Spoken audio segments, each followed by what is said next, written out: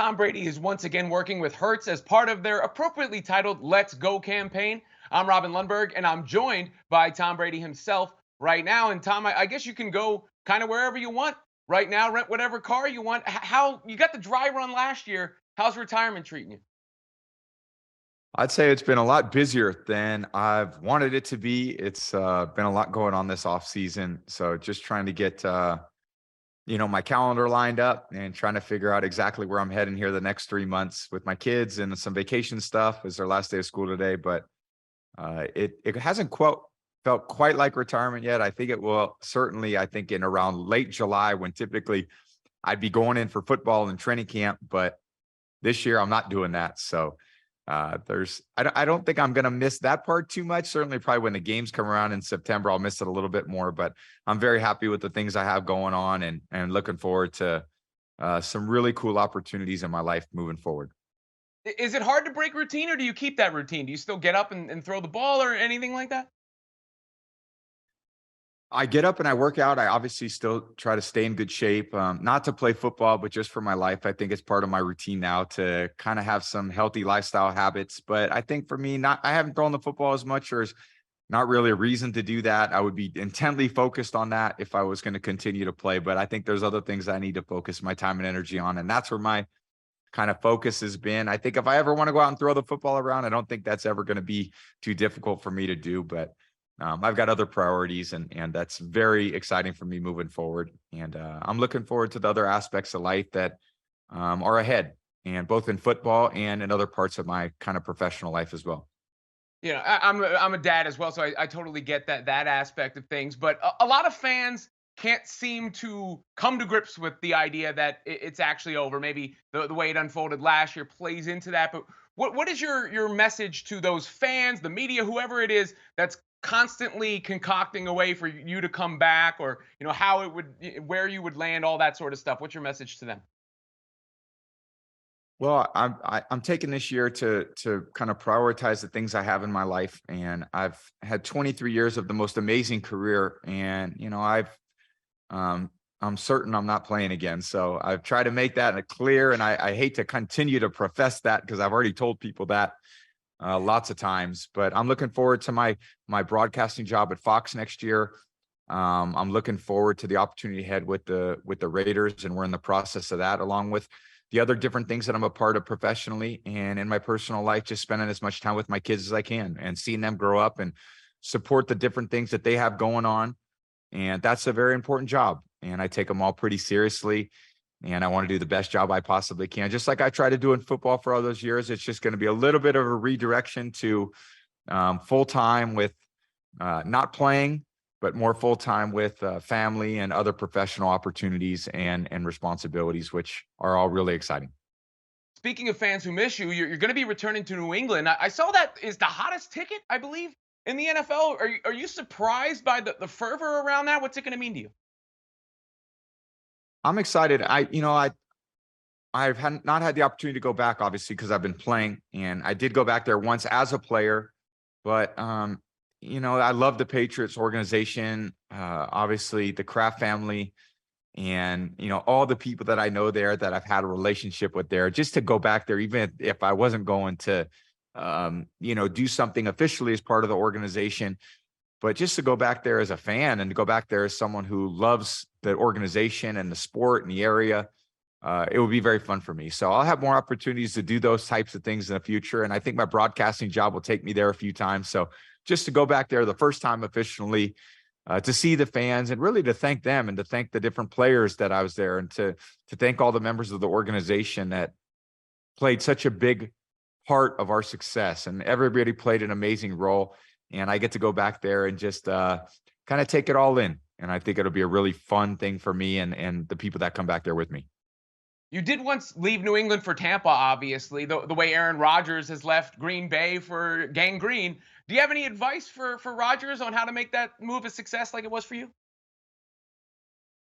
I think just watching him and what he's done over the course of his career, I think he's gonna do great things. I mean, he's an amazing player, extremely talented, and he's been prolific basically every season. I mean, he's had some tough injuries at different times, but he's one of the great quarterbacks to ever play the game. So him going to a new place with a new opportunity to go out there and prove himself, I think he's going to do a great job. And it's a great opportunity, just like I felt like I had in Tampa when I went there and I was throwing balls to Mike and Chris, and Gronk came, and then Antonio came. Um, and I think he's going there to New York with other very talented players. The receiver position, I think he's going to be very invigorated, and I'm certain he's going to do a great job. He's got everything it takes. You guys are always internally motivated. You said invigorated. Is there, from your own personal perspective, a little bit of an extra chip on your shoulder in a situation like that? I think we all rely on both internal and external things to keep us motivated. I mean, I think that ultimately the internal motivation is the one that's probably more sustainable. And he's got that. He felt, even though he was a first round pick, he felt slighted, and he felt like, he was drafted a little bit later and he waited around on draft day. I think that he waited behind one of the all-time greats in Brett. And I think that when he took over, he's done an incredible job. And I don't think he's ever forgotten kind of the motivation. He went to junior college, then he went to Cal. He really had to prove himself the whole way. And I think that's part of his mentality. And that doesn't ever really leave.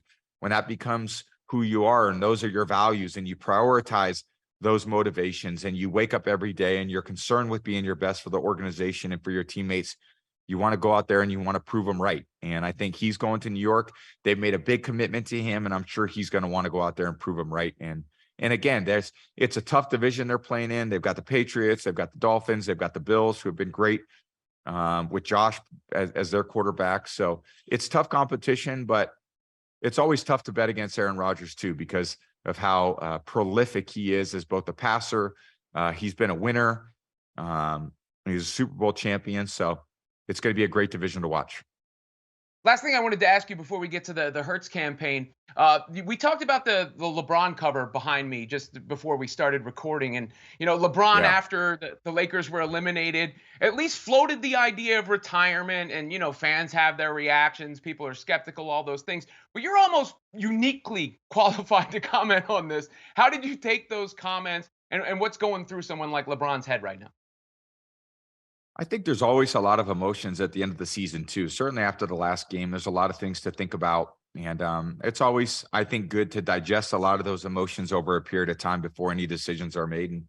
And you know, Coach Parcells always had a great line: "I reserve the right to change my mind." Not that I'm looking to change my mind, but we can say a lot of things the day after the season ends of the game. And then over time, some different things and emotions sort themselves out. And you kind of plot a good plan and strategy for yourself moving forward. So it's interesting. I think as athletes, we want to be so proactive with our own decision making. It's hard to just sit back and let things come to us. We want to be active in our decision making and kind of the role that we want to play moving forward. I think LeBron, based on what I watch, he's still an amazing talent, an amazing player. He's got a lot to give in the game of basketball if he so chooses. But he's also got a lot of other great things going on in his life too. So he's a very uniquely talented person with a lot of things that he can kind of put his intention and focus into that will be successful. And if he continues to play basketball, I'll love it because I get to continue to watch him play. And if he doesn't, I'll be very happy for him that he gets to move on to other parts of his life that I know he's going to be great at too. Now, Tom, you've been working with Hertz for a while. Right now, the new campaign is the Let's Go Show. I know you like your fleet of electric vehicles. Why that relationship, and what stands out about it to you? Well, I've been a longtime customer, and I love the leadership team there. I've been working with them for a couple of years. They're very creative, very innovative. I think they've really separated themselves in the rental car market and the rental car industry. I think the way that they've approached and turning over their fleet of cars into the most environmentally sustainable fleet in the world is amazing. I think that's why they're a leader. They're a leader in innovation. They're continuing to make that experience a real hospitality experience rather than just a car rental experience. So trying to make it easier for their customers to rent from them, to show up at the airport, to get to the fleet, to choose the specific car. They make things really seamless and simple for you.